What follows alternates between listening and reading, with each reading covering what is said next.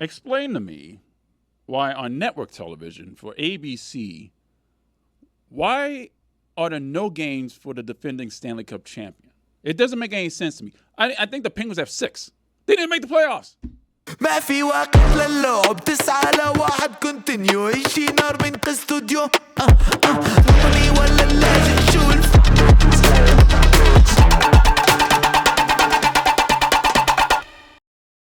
Adnan Virk wrote a book. I mean, congratulations. Cinephile interviews, essays, and tales from the red carpet. Pick it up where you buy your books. He's also the host of Prime Monday Night Hockey. He's in the studio doing things in Canada for Amazon. So doing good work. And we are almost there. Hockey season is beginning. It's September. Yeah, it's September. They're coming back this month.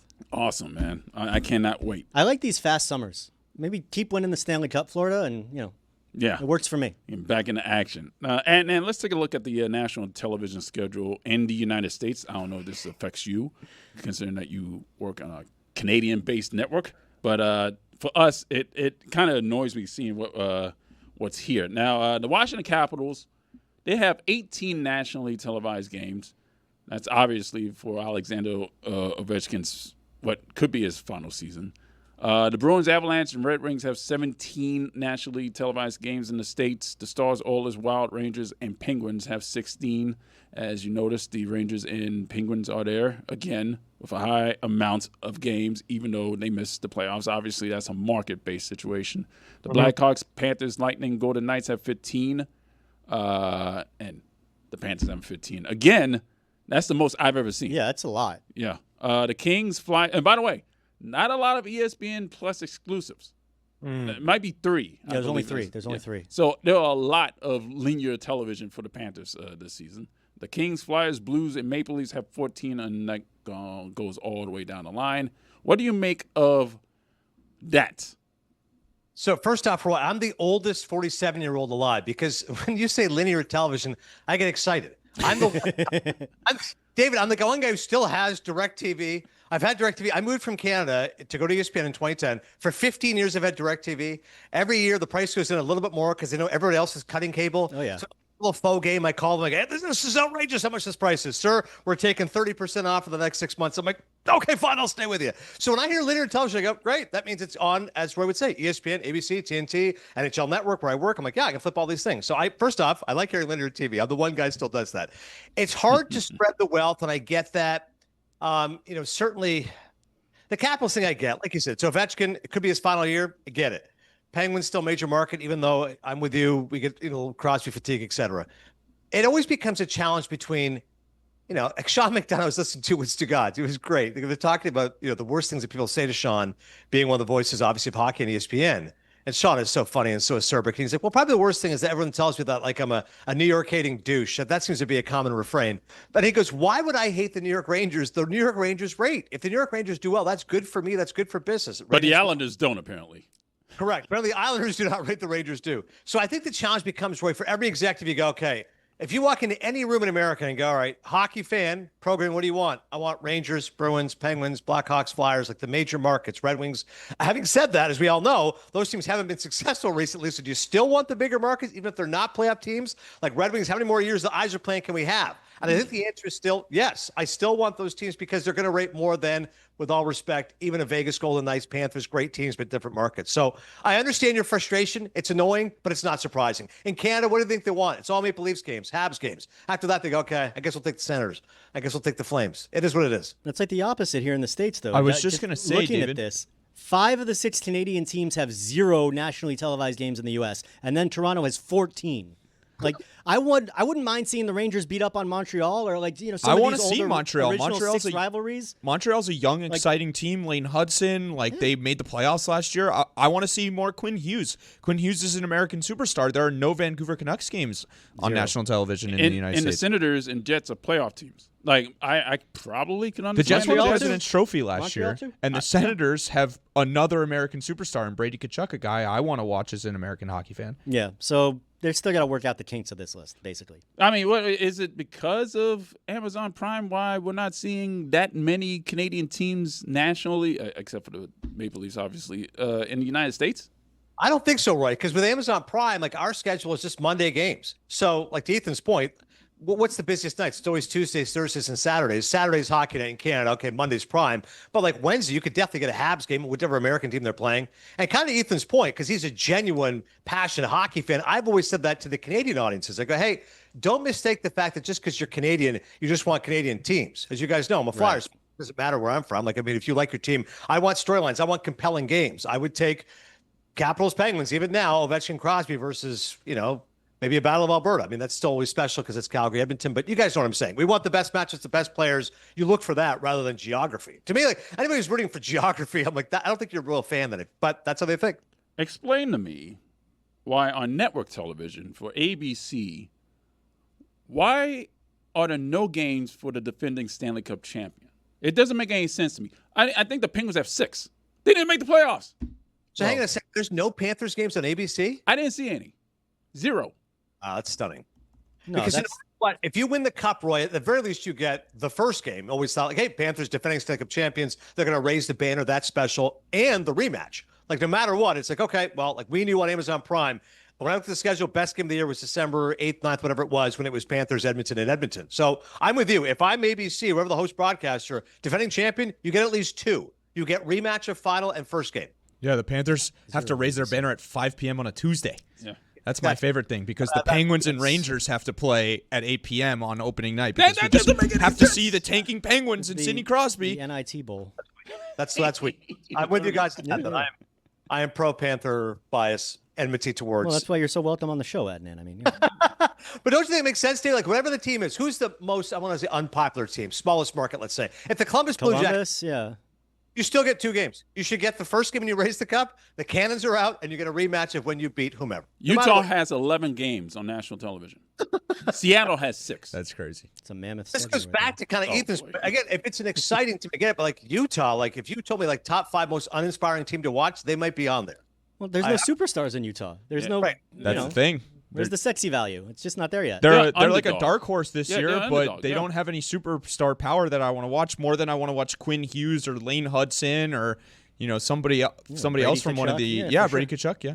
Adnan, also a very uninspiring team. I joke with our buddy John Forson, who's the voice of Amazon Prime, and he's an awesome job. But I go, buddy, like you gotta tell Matty Beniers to pick it up. If I turn on the Seattle Kraken, what am I excited to watch here? Anyways, go ahead. Adnan, I wanted to ask you, we're talking about Canadian teams and Canadian superstars. The hot story around the league right now is the lack of a Connor McDavid extension so far this offseason. He is eligible to sign an extension now. Hasn't happened yet. There's been more and more quotes coming out seemingly every day. Based off what you've seen, what you've heard, how big, if you were an Oilers fan, how big would your level of concern be right now? Yeah, plutonium level. I mean, this is insane. I mean, I think it's a fascinating topic right now. 1.21 gigawatt style. I mean, it's because I understand all sides. So McDavid says, I don't want some of the money. I want all the money. Let's suppose he's saying that his team, market, whatever you want to say. Okay, I get it. Dude, you're the best player in the world. Proven that for so many years. Back to Stanley Cup appearances. Okay, whatever that extension could be. If it's a high AAV, 2 years, 36. If it's something lofty, it's obviously, triple figures.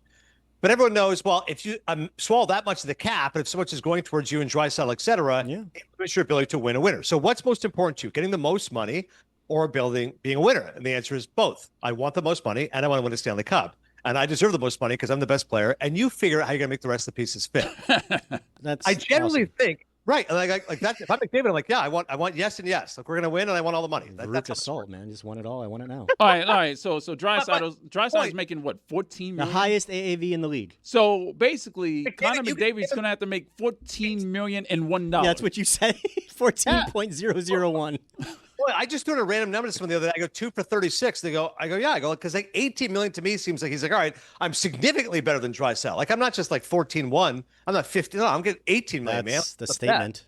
That's a hell of a statement. But where are you building your team? If you have what? If $32 million to the cap. And something I saw yesterday is that Zach Hyman, I didn't realize, is going to be 34 this year. Nuge is going to be 33, and Matthias Ekholm is going to be 36. There's concerns if you're Edmonton about how long your window is right now. Yeah. 1,000%. But the bottom line is this, Ethan, imagine he leaves. Like Edmonton, as we've all discussed, it's not exactly the jewel of the North. Not a whole lot going on in Edmonton. No, there's no Calgary. Right? It's no Calgary. Calgary's a good town, man. Banff's an hour and a half. By the way, no Calgary and Amazon Prime while we're venting towards TV partners.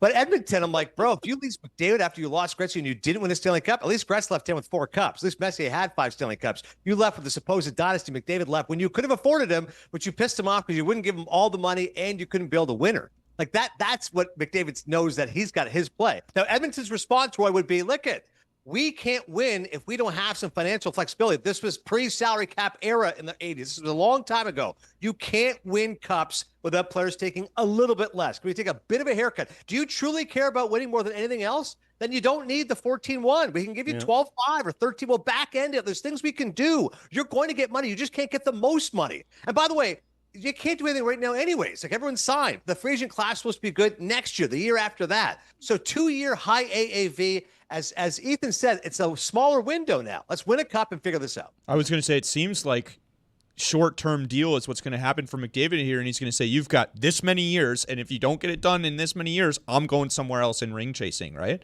Right. And it's got to be short enough term. He doesn't want to take a 6-year deal because then no one's going to sign McDavid at 34 because he's not going to get the 10-year deal. So you're right. I think it's 2 or 3-year deal, which is a hell of a thing. You're putting a gun to management's head. You got 2 years to figure this out or I'm gone. All right, let's assume none of that happens. Okay. Where's he going?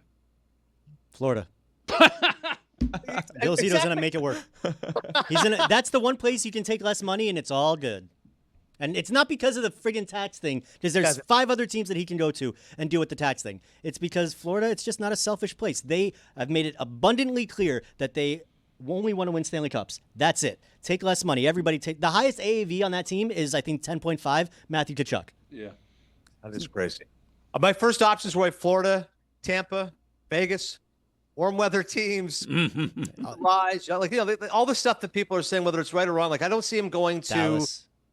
Dallas. I don't see him going to the Bruins. I don't think he wants to go to the Rangers. No, I don't think he's going to go anywhere that's like a media cauldron. And like, I think if he's making the move, he's going to go to a comfortable spot.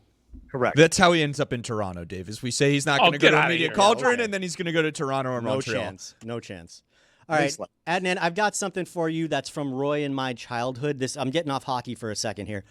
This is a commercial that played when we were younger, when you were younger. This song has been burned in my head forever, but I watched it the other day, and I found a very interesting hockey nugget. So if we can play it for him, and let's see if he can pick it out.